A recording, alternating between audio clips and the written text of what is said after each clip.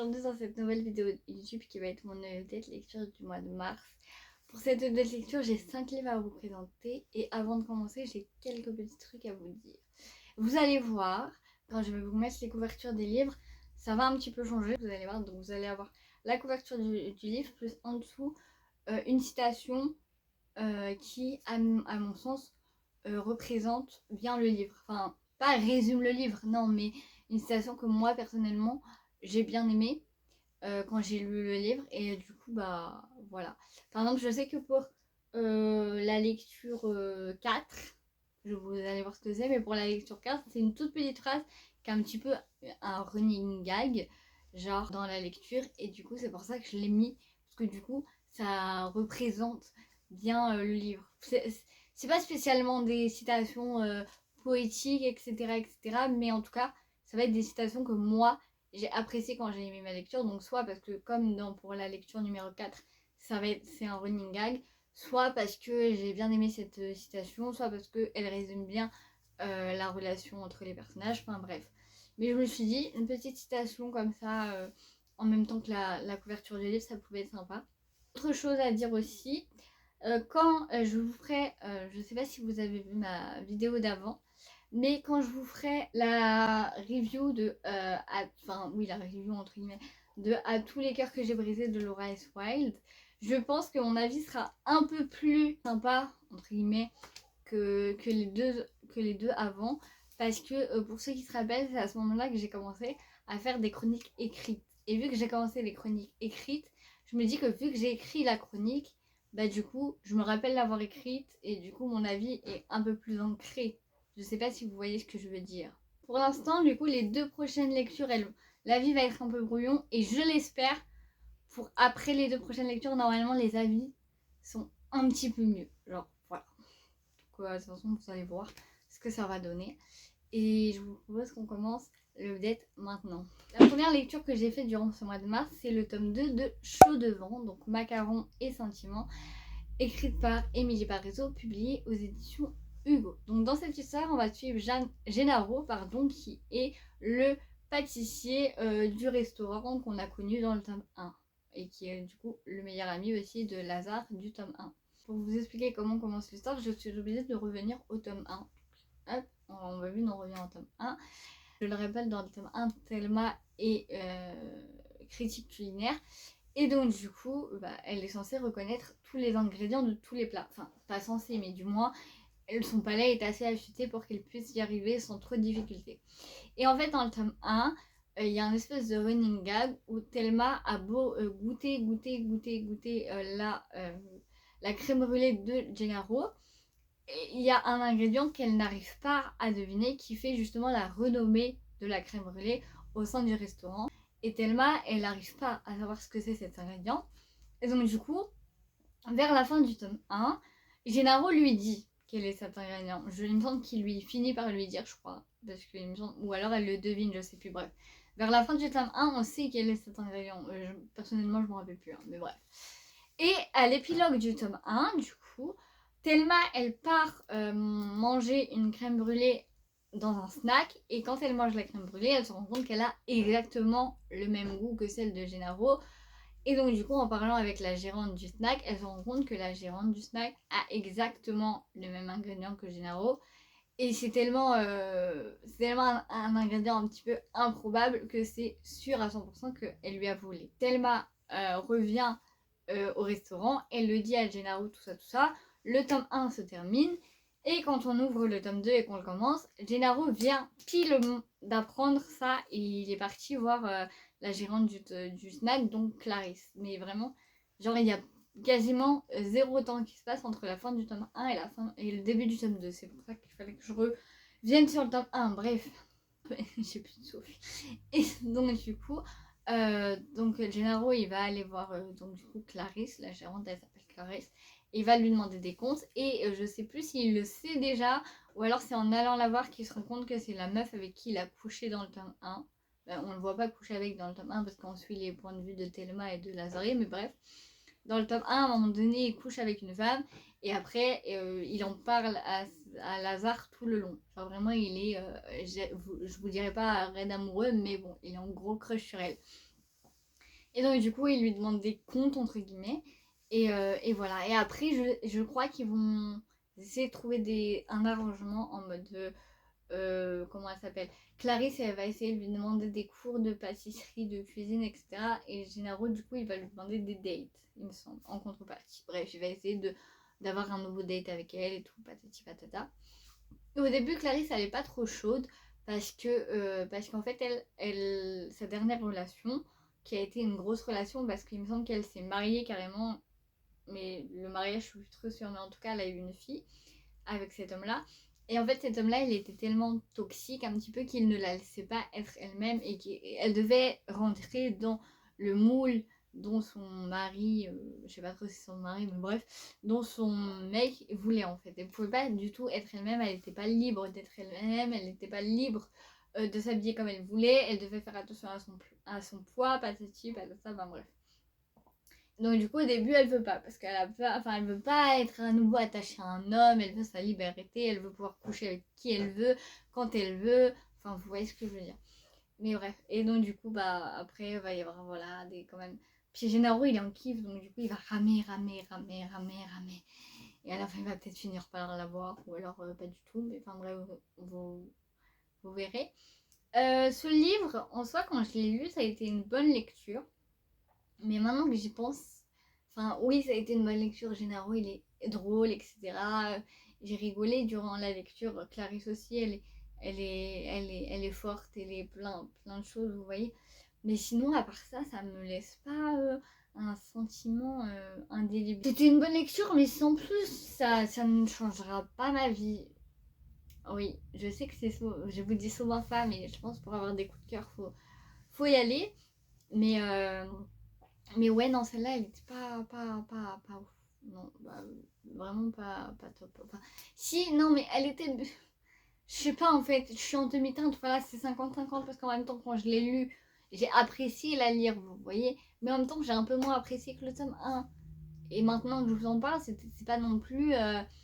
Vous voyez, je vous en parle pas avec des étoiles dans les yeux, quoi. Enfin, je sais pas si vous voyez ce que je veux dire. Je suis peut-être un peu aigrie, hein. Mais non, mais... enfin, voilà, quoi. Mais lisez, il est très bien au moment où on lit. Et ça se trouve, vous allez avoir un coup de cœur pour Clarisse et Gennaro. Oui, non, bébé, je suis en train de tourner. Oui. Me lèche pas la tête. Je suis en train de tourner là. Oui, je tourne. Oui, voilà, va te coucher. Dans le cadre du challenge Atteindre des indélivrables dont je vous ai fait ma palle juste là, j'ai lu, du coup, pour cette deuxième lecture du mois de mars, le tome 1 de Mad Majesty de Delinda Dane, publié aux éditions Hugo dans la collection New Romance. Donc, dans cette histoire, on va suivre Esmé et Damien. Voilà, donc Damien, c'est quand on commence le roman, c'est censé être le futur roi d'Angleterre. Et en fait, il va se passer un truc qui va faire que finalement il est obligé d'être roi maintenant. Enfin, normalement il aurait dû attendre quelques années, mais il va se passer un truc qui va faire que il est obligé d'être roi maintenant. Voilà, si vous connaissez un minimum la monarchie, vous savez ce qui se passe pour que le prochain roi est obligé de devenir roi genre très très vite quoi. Bref, voilà. Sauf que pour être roi dans cette monarchie-là, en tout cas, il faut à tout prix être marié. Je sais pas si dans la vraie monarchie c'est le cas. Je vous avoue que je ne suis pas du tout la monarchie anglaise de près, donc je ne sais pas si cette règle est véritable ou si Delinda l'a rajoutée pour le bien de son histoire. Bref, toujours est-il que Damien, lui, il doit à tout prix se trouver une femme et se marier avant d'être roi. Et donc du coup, sa mère, donc la reine, va lui présenter une jeune fille qui pour elle est très très bien pour être reine consort parce que genre elle présente bien, pas nécessairement de bonne famille, mais en tout cas elle a pris des cours de prestance, de je sais pas comment on peut appeler ça, mais de savoir-être, tout ça. Et voilà. Sauf que Damien, le jour où il est censé présenter au peuple, ou du moins aux gens importants, je sais plus, mais peut-être le peuple, oui, parce qu'il y a des caméras, donc le jour où il est censé présenter au peuple la fille qui va devenir sa reine, et ben lui, il choisit la sœur de la fille en question, et pas du tout Et pas du tout la fille que sa mère avait prévu pour lui, quoi. Non, il choisit la sœur. Voilà, donc du coup, Esme, qui est la sœur du coup de la fille en question qui s'appelle, je sais plus comment elle s'appelle, mais Olivia, je crois. Non, de toute façon, c'est pas du tout Olivia qu'elle s'appelle. Mais voilà, donc Esme, elle se retrouve un peu, elle se retrouve un peu piégée parce que du coup, vu qu'il l'a présentée comme telle sans lui demander son avis, elle est un petit peu obligée d'acquiescer alors que c'était pas du tout prévu cette affaire. Genre. Puis sa sœur à côté, elle le prend très très mal parce qu'elle, elle était prête à ce que ce soit elle et puis non. Et du coup voilà, donc va y avoir un mariage arrangé du coup parce que du coup Damien il lui dit ou Damien bref c'est pareil, il lui dit oui non mais si deviens ma femme et tout, en plus je sais que tu as besoin d'argent, je serai capable de pouvoir prendre en charge l'argent, enfin de pouvoir prendre en charge les dettes de ta famille, tout ça, enfin bref. Je sais pas si c'est un spoil ou pas, mais en tout cas le père d'Esme est malade et elle, contrairement à sa sœur, le bien-être de son père lui tient vraiment à cœur. Donc du coup, Damien, il joue un peu sur ça. Damien, là, je sais pas quoi, bref. Il joue un peu sur ça. Je sais pas comment l'appeler. Un coup, je l'appelle Damien, un coup, je l'appelle... je bégaye. Damien, enfin, je sais pas. D'accord, ok. Bref, donc du coup, il joue un peu sur ça. Il dit, je pourrais prendre en charge les frais médicaux de ton père, tout ça, tout ça. Donc, du coup, Esme, elle est un peu obligée d'accepter. Et puis après, voilà, va s'en suivre des trucs et tout. Puis finalement, peut-être que le mariage arrangé, à la fin, ne sera plus si arrangé que ça. Qu'est-ce que j'ai pensé de ce livre? Et ben franchement, au début, j'ai eu peur. Parce que je me suis dit, moi, le seul truc de royauté que j'ai lu dans ma vie, c'était La Sélection. Et c'était il y a 7 ans de ça. Donc, il y a 7 ans, j'avais... à l'heure actuelle, là, il y a 7 ans, j'avais 15 ans. Ouais, 15-16 ans. Donc, je me suis dit, est-ce que je vais aimer encore? Oui, la réponse a été oui. J'ai beaucoup apprécié cette lecture. Et j'ai trouvé Damien très touchant. Voilà, il a vécu un traumatisme, on peut dire ça comme ça. Il a vécu un traumatisme pas très facile. Moi, franchement, ça plus. J'aurais pas aimé le vivre. Non, non, non, non, non, non, non, vraiment. Et on peut comprendre qu'à certains moments, il est renfermé, que genre il veut plus pas faire confiance, mais qu'il veut pas trop que les gens puissent compter sur lui, excepté ses frères et sœurs. Voilà, et je l'ai trouvé touchant dans sa façon d'être, dans sa façon de protéger Esme, même si des fois il est un peu sur la défensive quand même. Enfin voilà, et puis Esme, je l'ai trouvée très forte parce que déjà par rapport à ce que vit son père, ou alors même à la façon dont sa mère l'a toujours traité. Voilà, normalement il ne devrait pas y avoir de préférence dans une fratrie, pourtant dans ce livre-là, on se rend bien compte que la mère d'Esme préfère 1000 fois sa sœur, qui, je me rappelle, je sais plus comment elle s'appelle, et qu'elle commence à s'intéresser à Esme seulement au moment où elle se rend compte que celle-ci va devenir reine. Voilà, donc c'est bien triste, malheureusement. Mais bon, j'ai trouvé Esme très très forte et beaucoup de résilience quand même, parce que voilà, c'est dans l'histoire en tout cas, ça va être et c'est une reine très proche du peuple, et j'ai trouvé ça beau, voilà, tout simplement. Voilà. Et puis même leur relation, elle est belle. Enfin, voilà, ils sont trop mignons ensemble et tout. Enfin, bref. Donc franchement, lisez-la parce que cette lecture, c'est une pépite. Et surtout, vu comment se termine le tome 1, attention, quand je dis vu comment se termine le tome 1, je suis pressée du tome 2. C'est pas que le tome 1 se termine en mode cliffhanger. Non. Genre, vous pouvez ne. Il n'y a pas de cliffhanger de fou. Je suis pas pressée d'avoir le tome 1 à cause d'un cliffhanger. Le tome 2 à cause d'un cliffhanger. Je suis pressée d'avoir le tome 2 parce que le tome 1 se termine d'une façon trop hilarante. Et je veux juste la suite parce que, enfin voilà, comment ils vont se sortir de cette situation, les personnages en question. Enfin bref, vous me comprendrez si vous avez lu. Franchement, la conjugaison, là, aujourd'hui, c'est Alison avale un bécherel, non? Je sais pas, fait quelque chose. Pour ma troisième lecture du mois de mars, ça a été À tous les cœurs que j'ai brisé de Laura S. Wilde. Dans cette histoire, on va suivre Juliette et Nolan. On les rencontre, entre guillemets, quand ils sont petits. Parce qu'en fait, leurs parents sont amis. Donc, du coup, Nolan et Juliette se retrouvent tous les étés, pratiquement, en vacances. Voilà. Et donc, du coup, à ce moment-là, il tombe amoureux. Enfin, c'est une amourette de jeune, donc du coup, c'est tout mignon, etc. etc. Et quand on arrive dans le présent, on se rend bien compte qu'ils ne sont plus ensemble. Et il s'est passé quelque chose entre eux, quoi encore à ce moment-là, on ne sait pas.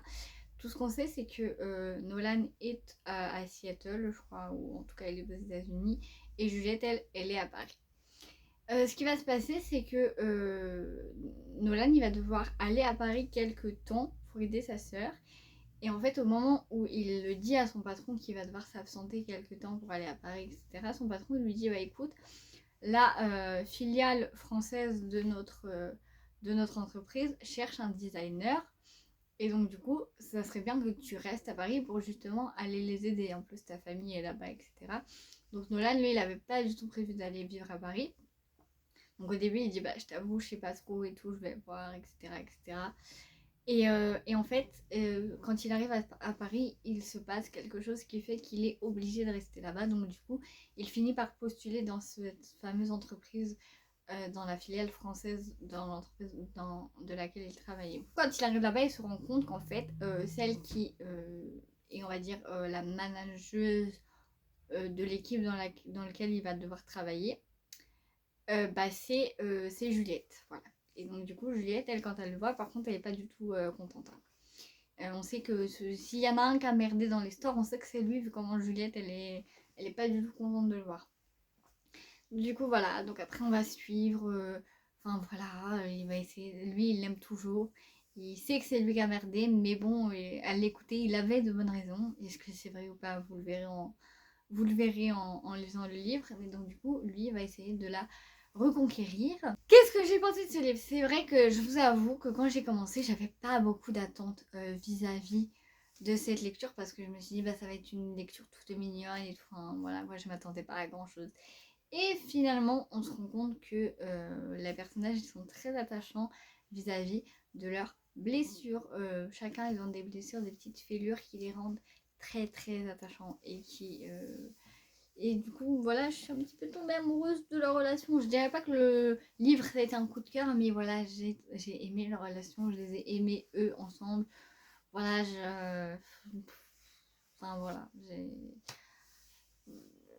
En lisant, je sais pas pour ceux qui savent, mais je sais pas pour ceux qui savent, c'est pas français, mais bref, Laura a, dans des interviews, tendance à dire que ce livre-là, elle ne l'aime pas, dans le sens où quand elle a écrit ce livre, elle a été dans des émotions très très très très dures, etc. Donc je vois pas pourquoi elle dit ça. Après qu'elle a une histoire avec ce livre assez particulière que moi je n'ai pas, ou alors elle a enfin voilà. Il se passe des choses dans le livre qui peut-être elle la touche plus que moi, entre guillemets. D'ailleurs, en parlant de ça, s'il y a un truc que je pourrais reprocher au livre, c'est que il manque il manque des TW. Voilà, j'arrive pas à parler, c'est atroce du long que la vidéo se termine. Il y a des sujets qui mériteraient des TW, comme par exemple, à un moment donné dans le livre, je ne vous dis pas quel personnage, mais il y a une tentative de suicide. Et ça, il n'a pas de TW dans le livre qui, qui, qui actait qu'il y avait une tentative de suicide. Voilà, donc voilà, il y a ça. Et puis je crois que c'est tout au niveau de... Je crois que c'est tout, mais... Ou alors il y en a d'autres aussi. Mais bref, en tout cas, pour moi, ça méritait des TW. Mais et oui, il y a harcèlement scolaire aussi, qui pour moi mérite, parce que c'est vrai que ça peut toucher pas mal de gens. Et voilà, donc c'est le seul truc que je pourrais reprocher à ce livre, c'est ça. Pour la 4e lecture de ce mois de mars, j'ai lu 1000 Eyes. Non, 1000... bref, c'est anglais, mais vous voyez la couverture là, le truc, voilà. Donc dans cette histoire, on va suivre Stevie, qui est hôtesse de l'air et qui, quand le livre commence, en fait, elle démarre un nouveau job. Et donc du coup, elle qui avant avait l'habitude de s'occuper d'une équipe de basket, il me semble, voilà, parce que c'est les hôtesses de l'air, vous savez, pour les équipes de sport, les équipes quand les équipes de hockey prennent l'avion, etc. Enfin bref, voilà. Et elle, en fait, elle avait l'habitude de faire avec des basketteurs, je crois. Donc du coup, là, elle est dans une nouvelle compagnie ou alors dans une nouvelle équipe, quoi, qui eux fait une équipe de hockey. les hockeyeurs de Chicago, je crois. Si je dis pas de bêtises. Dans cette équipe de hockey, il y a Xander qui est un peu le bad boy par excellence. J'ai envie de vous dire, parce que voilà, là, ce mec, j'en peux plus. Bref, donc le bad boy par excellence et tout ça, tout ça. Et en fait, ben voilà, donc du coup, Stevie au début, elle va dire, mais c'est qui lui? Mais, enfin, en plus, Stevie, il faut savoir que son ex, c'est un sportif. Genre un sportif de haut niveau, genre un sportif. Et donc du coup, elle s'est dit, plus jamais. Et plus jamais, je me fous avec des sportifs en fait. Non, non, non, je ne veux pas sortir avec des... Fini. Sauf que Zander quoi. Voilà, voilà, voilà, voilà. Et en fait, Zander, on apprend quoi? On apprend qu'en fait, finalement, c'est pas un bad boy. Bah oui. Mais genre vraiment pas un bad boy en fait. Genre vraiment pas. Et j'ai juste trop kiffé ce livre. J'ai juste trop kiffé ce livre. Au début, j'avais peur. Vraiment, j'avais peur. Parce que quand j'ai commencé à lire et j'ai vu le comportement de Zander, j'ai dit non. J'ai dit ça va pas le faire. Parce que moi, j'ai commencé à me rendre compte que les bad boys là, moi c'est plus du tout mon truc. Mais alors, mais vraiment pas. Mais il y a un bad boy. Moi, non, c'est plus mon truc. Donc du coup, quand j'ai vu le comportement de Zander, j'ai eu peur. J'ai dit je vais pas l'aimer, je vais pas l'aimer, je vais pas l'aimer, je vais pas l'aimer, il va me saouler, va me saouler, va me saouler, va me saouler. Mais finalement, on apprend un truc dans l'histoire et on se rend compte que c'est pas du tout un bad boy, c'est même presque un book boyfriend finalement. Donc voilà. Donc finalement, Zander quoi. Finalement, voilà. Et Stevie, par contre, quant à elle, j'ai tout de suite accroché. Cette femme est forte, cette femme est extrêmement forte, cette femme est merveilleuse, cette femme voilà, elle est trop forte, j'aime trop. C'est trop un personnage que j'aime d'amour. Voilà, j'aime d'amour leur relation, elle est trop belle aussi. Bref. Et un truc que j'ai apprécié aussi dans ce livre, c'est qu'en fait, l'autrice, elle nous fait passer un message ultra beau qui est juste aimez-vous vous avant d'aimer quelqu'un d'autre et juste apprenez à vous aimer vous, apprenez à pouvoir vivre avec vous seul, enfin, apprenez à pouvoir vivre seul d'abord et à être heureux de vivre seul, sans personne. Et juste le couple après c'est la cerise sur le gâteau, vous voyez, j'ai voulu faire l'anglaise là, mais merci bien. C'est juste la cerise sur le gâteau, vous voyez ce que je veux dire. Donc voilà, ça aussi j'ai beaucoup apprécié. Après peut-être un truc que je pourrais enlever, que si je devais chipoter un peu, un truc que je pourrais enlever à l'histoire, c'est qu'il n'y a pas beaucoup de scènes où il joue au hockey. Il n'y a pas beaucoup de scènes avec le hockey en action. Voilà. Et moi comme j'adore les romans sportifs et encore plus les romances avec du hockey, ça m'a un peu manqué. Mais sinon c'est cool hein. Mais franchement il y aurait eu un petit peu plus de hockey, j'aurais kiffé. Enfin, ça aurait peut-être pas été un coup de cœur, mais... Enfin, voilà, quoi, j'aime trop. J'ai trop aimé, que vous dire d'autre. Ce message que l'autrice, elle fait comme quoi il faut savoir s'aimer soi-même avant de chercher à être en couple, c'est juste... Voilà, c'est un message un peu banal, mais c'est toujours bien de le rappeler, vraiment.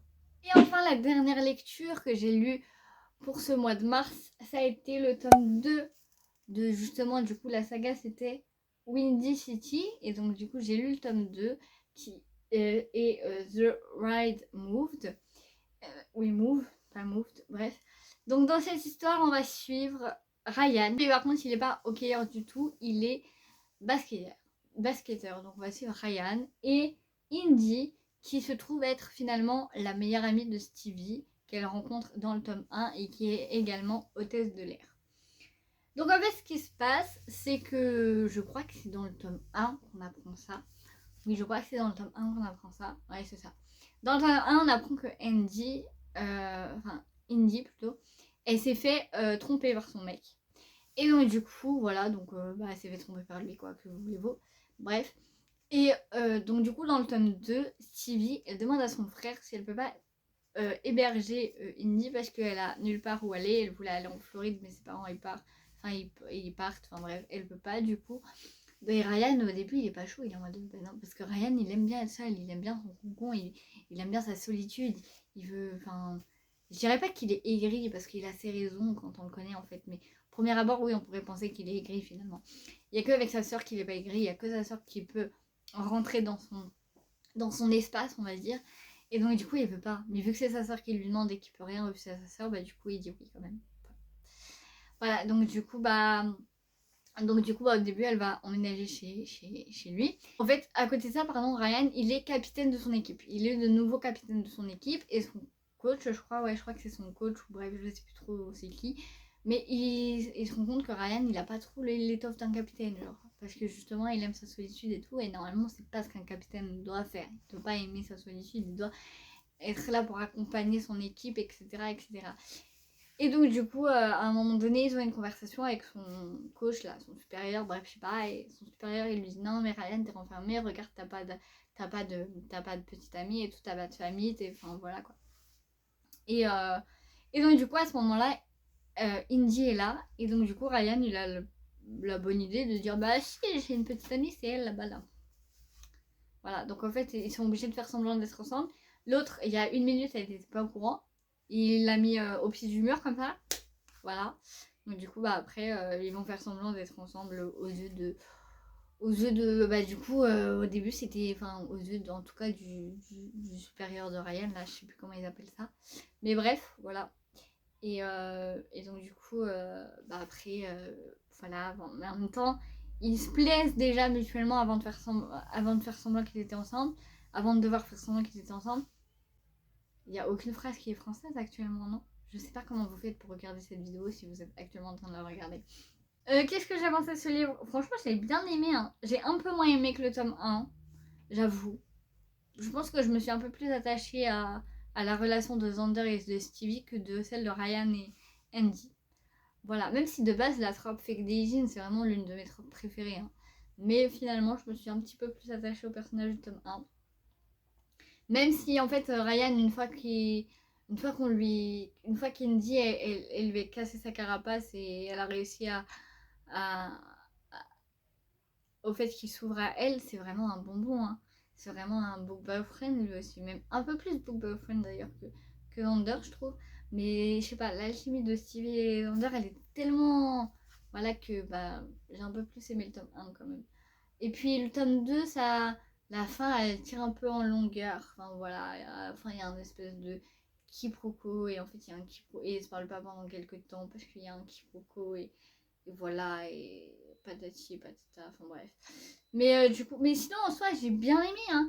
Vraiment là j'ai un peu retrouvé la sensation des Rebelle University, même si en soi on n'est pas à l'université, mais j'ai un peu retrouvé ce même fan family que dans tout ce qui est Campus Driver, Rebelle University, tout ça quoi. Et genre ce fan family là il est exceptionnel, mais genre vraiment, vraiment vraiment vraiment.